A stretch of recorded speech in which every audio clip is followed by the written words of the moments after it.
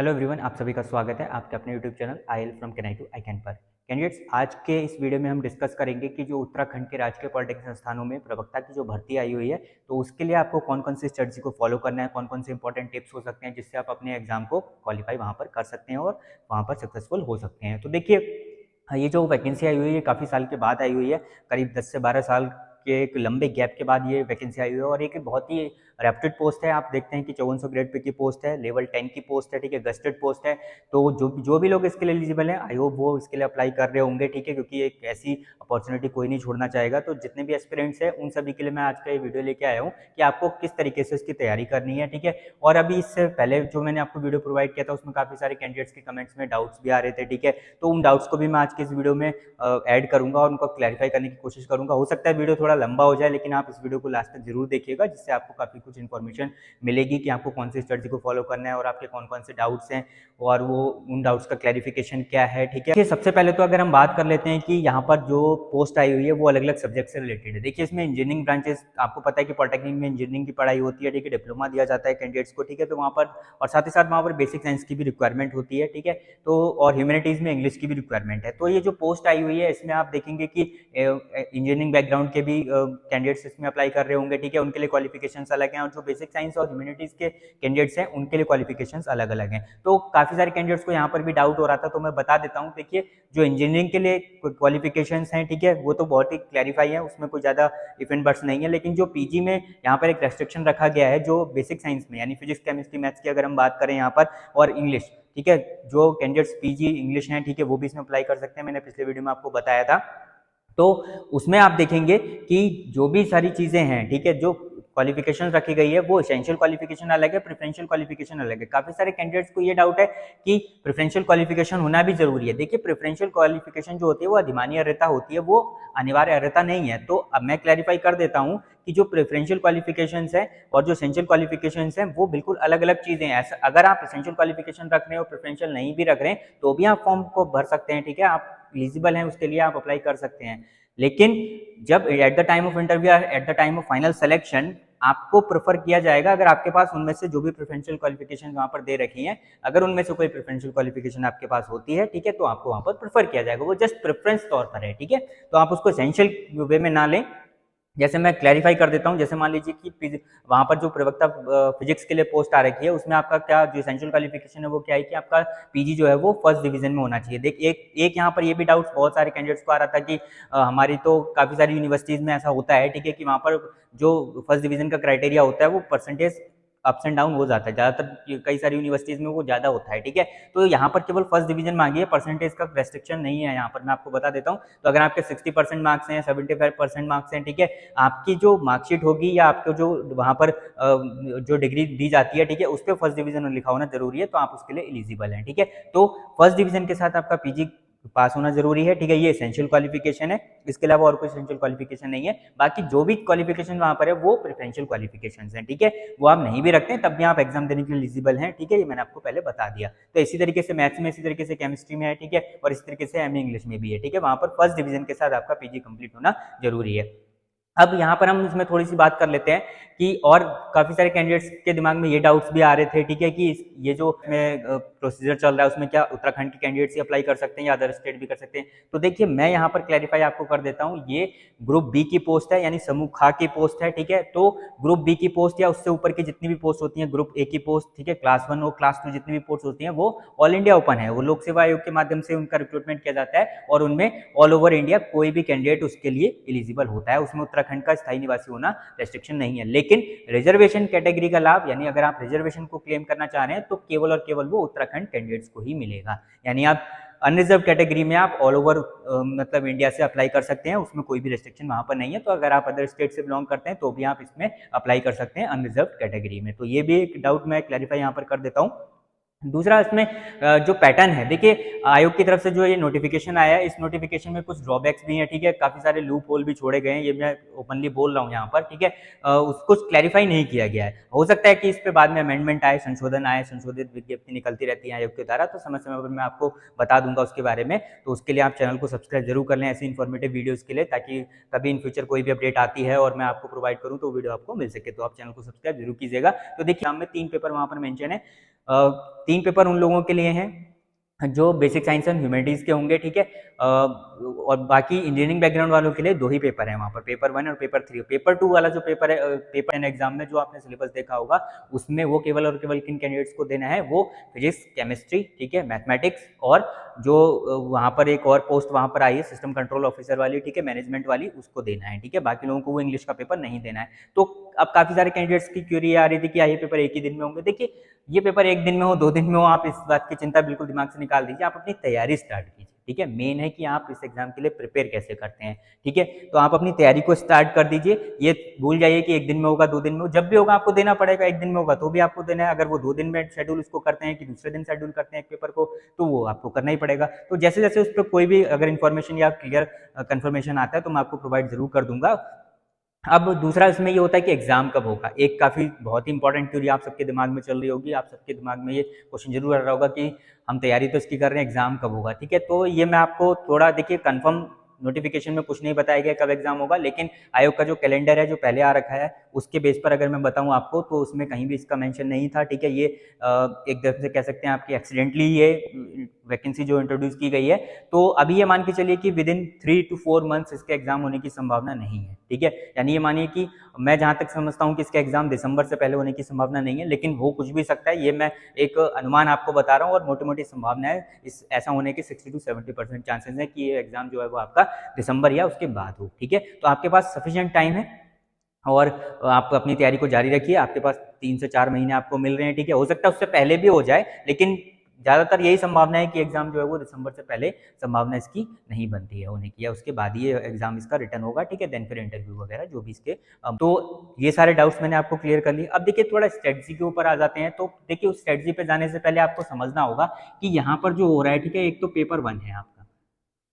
Paper first में क्या है, ठीक है, पेपर फर्स्ट में क्या आनी है, हिंदी आनी है, ठीक है। और हिंदी में आपको पता है कितने क्वेश्चन आने हैं, 100 क्वेश्चन आने हैं। एक क्वेश्चन 1 नंबर का होगा, 100 मार्क्स का आपका ये पेपर हो गया। इसके लिए जो टाइम अलॉट आपको किया गया है वो 2 आवर का टाइम किया गया है। तो पेपर 1 जो आपका होना है, ठीक है, वो 100 नंबर का होना है। 100 ही क्वेश्चन आने, 2 घंटे आपको मिलेंगे उसके लिए, ठीक है। और उसमें हिंदी आनी है। तो देखिए, अब हिंदी की स्ट्रेटजी को, ये सबके लिए कॉमन है, ये पेपर 1 सबके लिए कॉमन है। आप किसी भी सब्जेक्ट के लिए अप्लाई कर रहे हो, किसी भी सब्जेक्ट के लिए आप एलिजिबल हो, सबको ये देना है। तो हिंदी में अगर आप सिलेबस को देखेंगे तो वहां पर पूरी की पूरी ग्रामर है, व्याकरण है, ठीक है। तो व्याकरण को फॉलो करना है, ठीक है। तो उसके लिए आप लूसेंट की जो व्याकरण की बुक आती है, सबसे पहले तो स्टार्ट वहीं से करें। काफी सारे कैंडिडेट्स की हिंदी अच्छी होगी, पहले से वो तैयारी कर रहे होंगे किसी एग्जाम की, तो उनको तो ज्यादा एफर्ट्स लगाने की जरूरत नहीं है। लेकिन जो बिगिनर्स हैं, जैसे हो सकता है कि आप अभी पास आउट हुए, आपकी हिंदी को छोड़े हुए काफी टाइम हो जाता है हम लोगों को, ठीक है।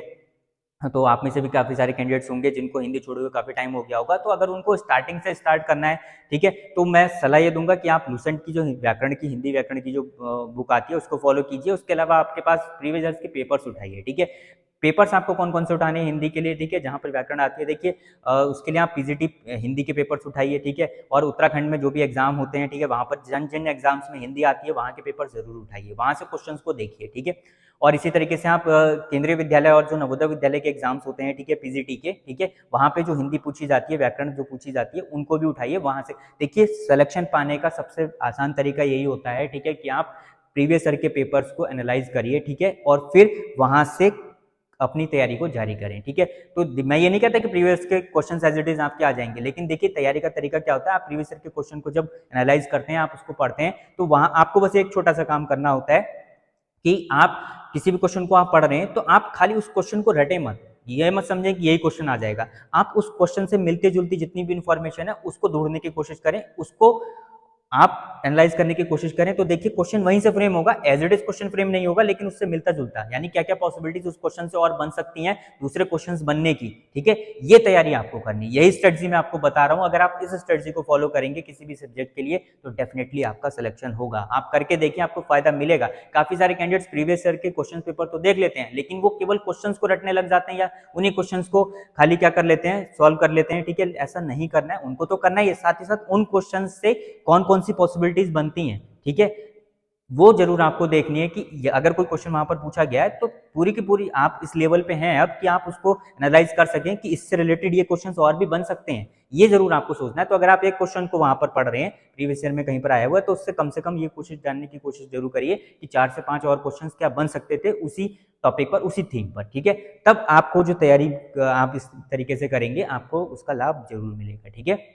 तो हिंदी के लिए मैंने आपको बता दिया। उसके अलावा हिंदी व्याकरण की जो अगर आप और कहीं से कोई किताब किसी को देखिए, काफ़ी सारे कैंडिडेट्स मेरे से क्यूरी करते हैं कि सर ये किताब बता दीजिए सारे सब्जेक्ट्स के लिए। किताब से कभी भी कोई भी तैयारी एकदम से नहीं होती है, उसके लिए आपको दिमाग भी लगाना पड़ता है, खाली किताब खरीदने से कुछ नहीं होता है, ठीक है। मैं सबसे पहले एडवाइस आपको यही करूंगा कि आप स्टडी मटेरियल अपना खुद कलेक्ट कीजिए। सबसे पहले आपको क्या करना है, प्रीवियस ईयर के क्वेश्चन पेपर उठाने। अगर हिंदी की स्ट्रेटजी की बात करूँ तो हिंदी के जहाँ जहाँ जिन एग्जाम्स में हिंदी व्याकरण आती है वहाँ के प्रीवियस ईयर के क्वेश्चन पेपर उठाइए, सिलेबस आप अपने सामने रखिए, देखिए कि कौन से जो भी क्वेश्चन वहाँ पर बन रहा है वो सिलेबस में आपका था या नहीं था टॉपिक, ठीक है। यहाँ के हिंदी में देखेंगे तो व्याकरण में सबका सिलेबस लगभग सेम ही रहता है, तो उन पेपर्स को उठाइए, पीजीटी के पेपर्स उठाइए हिंदी के, ठीक है, जहाँ पर व्याकरण पूछी जाती है, ठीक है।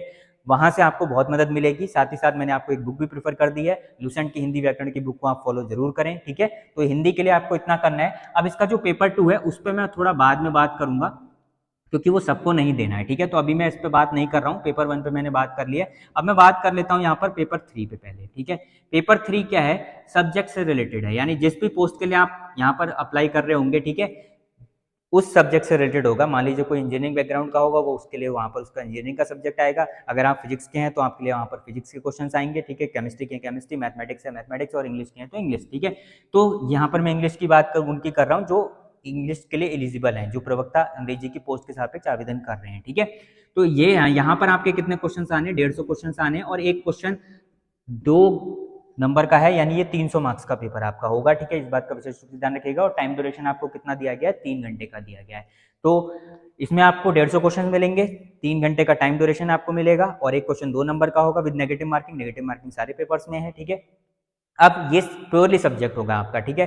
तो सब्जेक्ट के लिए आपको क्या करना है, फिर से वही स्ट्रेटजी को फॉलो करना है, ठीक है, कि आप जिस भी सब्जेक्ट के हों, ठीक है।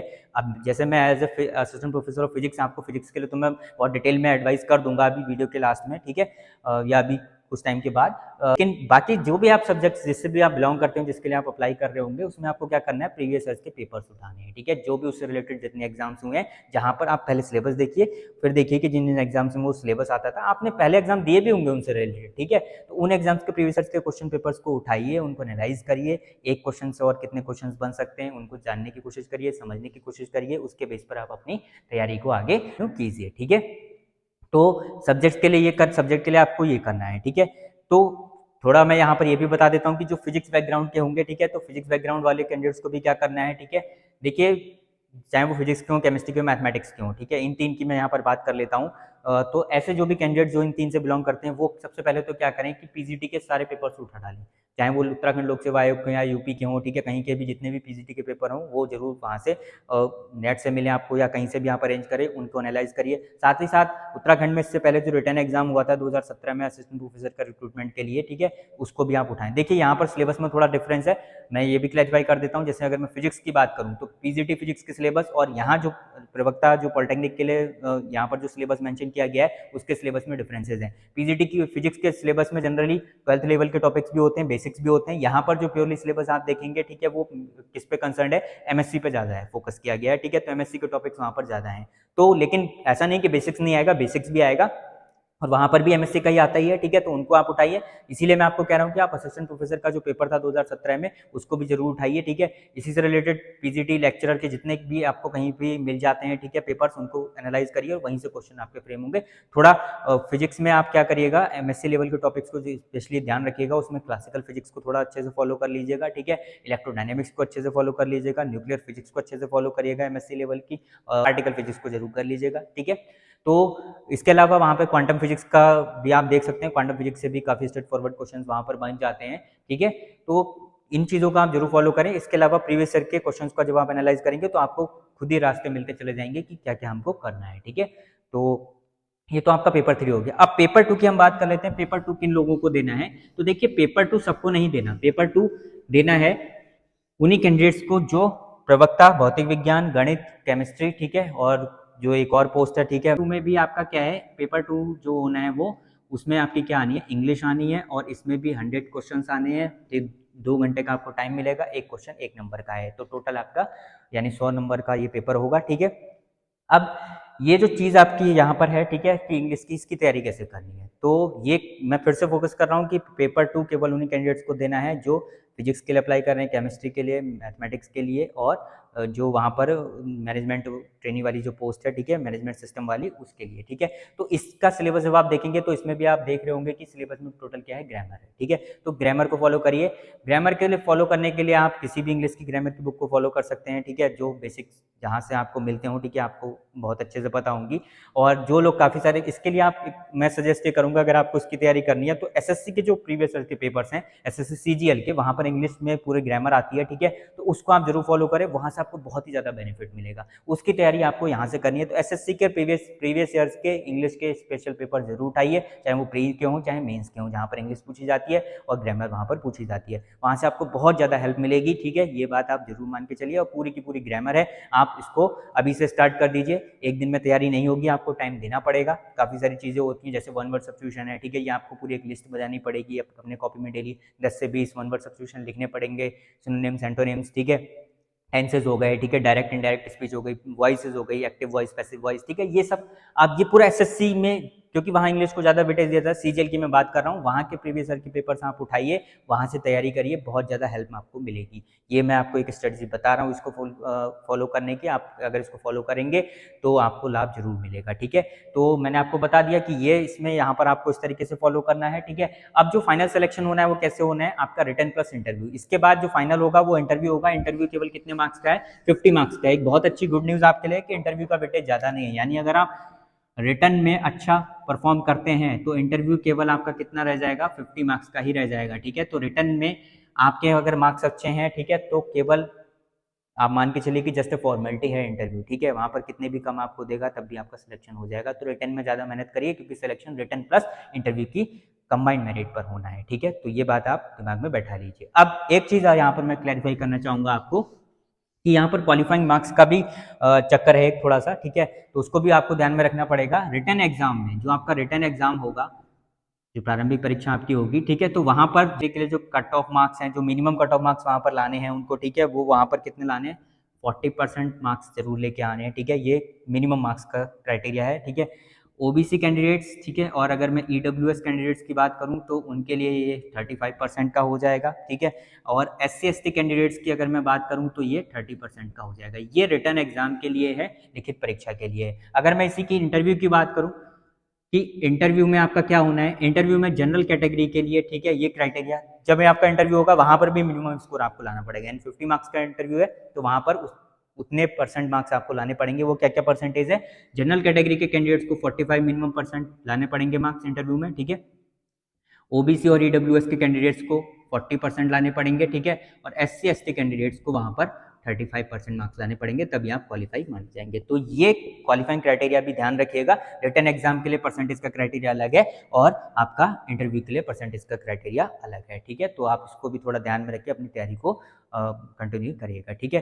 तो आई होप आपको काफ़ी कुछ मदद मिली होगी। मैं फिर से फोकस कर रहा हूँ कि आप तैयारी स्टार्ट कर दीजिए, एग्जाम की डेट का इंतजार मत करिए। एग्जाम जो होगा, मैंने आपको बताया कि 3 महीने तक तो संभावना नहीं है, लेकिन कुछ भी हो सकता है, कुछ भी पॉसिबल है। फिर भी आप अपनी तैयारी को जारी रखिए। दिसंबर या उसके बाद ही एग्जाम होने की संभावना है, आपके पास सफिशिएंट टाइम है, अपनी तैयारी को करते रहिए। प्रीवियस ईयर के क्वेश्चन पेपर्स को उठाइए, एक क्वेश्चन से और कितने क्वेश्चंस बन सकते हैं उस थीम पर, उस टॉपिक पर, ठीक है, ये सोचने की क्षमता अपने अंदर विकसित कीजिए, आपको लाभ मिलेगा, ठीक है। और जो मैंने आपको वो सारी बातें बताई हैं, फिर भी अगर कुछ बातें अगर रह गई हो तो आप कमेंट में पूछ सकते हैं, या मुझसे इंस्टाग्राम के माध्यम से जुड़ सकते हैं मेरे चैनल से, ठीक है। तो बाकी अगर आपको वीडियो पसंद आया हो तो इसको लाइक और शेयर जरूर कीजिएगा। Thank you so much.